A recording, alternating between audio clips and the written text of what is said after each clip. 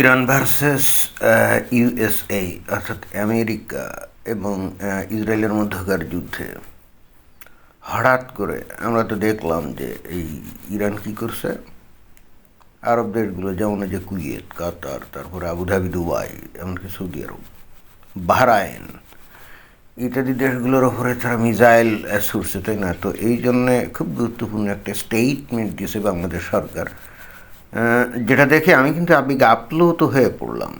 তো স্টেটমেন্টটা কি? স্টেটমেন্ট হচ্ছে মধ্যপ্রাচ্যের দেশগুলোতে ইরানের হামলার নিন্দা জানিয়েছে বাংলাদেশ।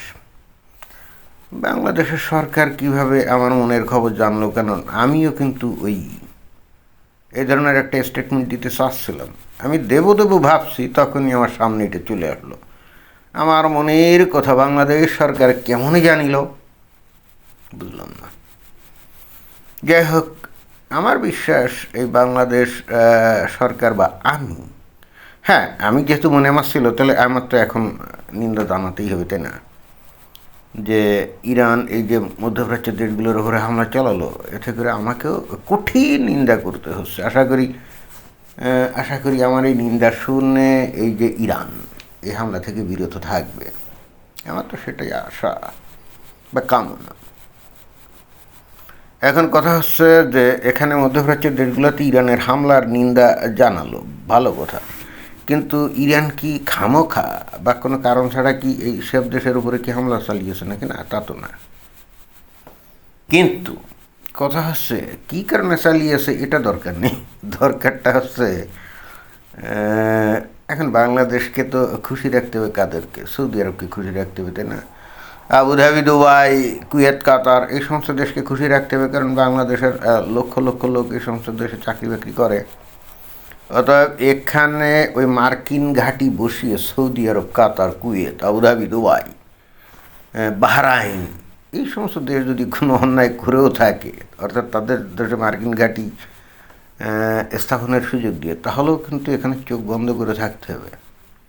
কারণ হচ্ছে কি, এখানে মার্কিন ঘাঁটি আছে বলেই কিন্তু ইরান ওখানে আক্রমণ চালিয়েছে, আদারওয়াইজ তো চালাতো না, তাই না? কিন্তু সে যাই হোক, এখানে ন্যায় নীতির বিষয় নেই। বিষয় হলো যে আমাদের বস সৌদি আরব বা আমেরিকা তারা যেন নাখোশ না হয়। কিন্তু ইন্টারেস্টিং ব্যাপার হলো যে বাংলাদেশের তৌহিদি জনতা এবং সরকারও বটে ইসরায়েলকে প্রচণ্ড ঘৃণা করে, তাই না? ইহুদিদেরকে প্রচণ্ড ঘৃণা করে ধর্মীয় কারণে এখন বাধ্য হয়ে সে ইসরায়েলের পক্ষে থাকতে হচ্ছে। কী একটা গেড়া কলে পড়ে গেছে বাংলাদেশ। বিষয়টা দেখতে এবং চিন্তা করতে আমার খুব মজা লাগছে। এমন গেড়াকল যেখানে বাংলাদেশ না ছেলে এখন ইসরায়েলের পক্ষে যাইতে হচ্ছে, তাই না? কারণ ইসরায়েল এসে এই ইরানের উপর হামলা করেছে বলেই তো, আমেরিকা এসে এই ইরানের উপর হামলা করেছে বলেই তো ওই সমস্ত আরব দেশগুলোর ওই যে আমেরিকান ঘাঁটিতে ইরান হামলা চালিয়েছে, তাই না? তা নাহলে তার হামলা চালাতো না। কিন্তু আবার যেহেতু ওদের ভূমিতে হামলা চালিয়েছে, তাহলে ওই সমস্ত দেশের স্বাধীনতা, সার্বভৌমত্ব লঙ্ঘন করলো, এটা তো বলাই বাহুল্য। অতএব এখন ন্যায় অন্যায় বুঝলে তো চলবে না। বাংলাদেশ সরকারকে কী করতে হবে? প্রভুদেরকে খুশি করতে হবে, তাই না? প্রথমত আমেরিকাকে, তারপরে সৌদি আরবকে, কুয়েত, কাতার, আবুধাবি, দুবাই সমস্ত দেশকে খুশি করতে হবে। সেখানে লক্ষ লক্ষ লোক কাজ করে। যদি মানে বাংলাদেশ সরকার এরকম বলে বসে যে না না না, এই আমেরিকা, ইসরায়েল ইরানের উপর হামলা করেছে, এটা নিন্দা, তাহলে তো ওই সৌদি আরব খুশি হবে। তখন ওদের দেশে লাখ লাখ যে বাংলাদেশের লোক আছে তাদের ভাষা লাথি দিয়ে যদি এবার বের করে দেয়, সমস্যা না। তবে যত যাই বলা হোক না কেন, এই যে বাংলাদেশ সরকার এই যে নিন্দা করলো এবং যেটা নাকি আমার মনের কথা, এটা বাংলাদেশ সরকার জানিল কেমনে, এটা তো একটা বিষয় আছেই। বা আমি যে এখন নিন্দা প্রস্তাব জ্ঞাপন করলাম, এতে কাজ হবে আমি নিশ্চিত। দেখবেন যে কালকে থেকে ইরানের তরফ থেকে খুব বেশি আর আক্রমণ আর হবে না। আর বিশেষ করে বাংলাদেশ সরকার একটা নিন্দা প্রস্তাব জ্ঞাপন করলে এর প্রভাব তো ভয়াবহ, তাই না? বাংলাদেশ হলো এখন মানে সবচাইতে গুরুত্বপূর্ণ দেশ, তাই না? এটা তো আমরা খেয়াল করছি। এই বাংলাদেশের জিও পলিটিক্যাল যে কন্ডিশন, বাংলাদেশের নানা কিছু, এগুলো ব্যবহার, দখল, এগুলো নেওয়ার জন্য একদিকে যেমন ভারত, অন্যদিকে আমেরিকা, তার অন্যদিকে চায়না, ওদিকে রাশিয়া, কত কি ব্যস্ত আছে না। Bangladesh is the centre of the global geopolitics. সেখানে বাংলাদেশ সরকারের একটা বক্তব্য, একটা নিন্দাবাদ, এটার প্রভাব তো মারাত্মক, এটার প্রভাব কিন্তু মারাত্মক, তাই না? তবে হঠাৎ করে দেখলাম যে এই বাংলাদেশ সরকারের এই মতামতকে থোড়াই কেয়ার করে কিছু লোক দেখলাম যে রাস্তায় মিছিল বের করছে। তারা বলছে ইসরায়েল না ইরান, তারা বলছে ইরান ইরান। ওরা কিন্তু আমার কাছে মনে হলো সুন্নি মুসলমান। আমি এটাই আমার মাথায় ঢুকলো না। এই সুন্নি মুসলমানদের কাছে ওই ইসরায়েলও যা, ইরানও কিন্তু তাই। কারণ এই ইরানের এরা শিয়া, এদেরকে তো মুনাফেক কাফির বলে, তাই না? তো ইসরায়েলের ইহুদি ওরাও তো ওই কাফির। তাহলে সেক্ষেত্রে এরা ইসরায়েল না ইরান ইরান ইরান। তারপর আবার দেখলাম যে বললো যে আমেরিকা না ইরান, বলতেছে ইরান। এবং আমি একেবারে 100% নিশ্চিত, এদেরকে যদি বলা হয় এই তোদের সবাই $5,000 যদি তোরা বন্ড জমা দিস, দেখেন মাগনা না, যদি বলা হয় তোরা যদি $5,000 করে বন্ড জমা দিস আমেরিকার এম্বাসিতে, তাহলে তোদের প্রত্যেকেই কিন্তু আমেরিকার ট্যুরিস্ট ভিসা দেওয়া হবে।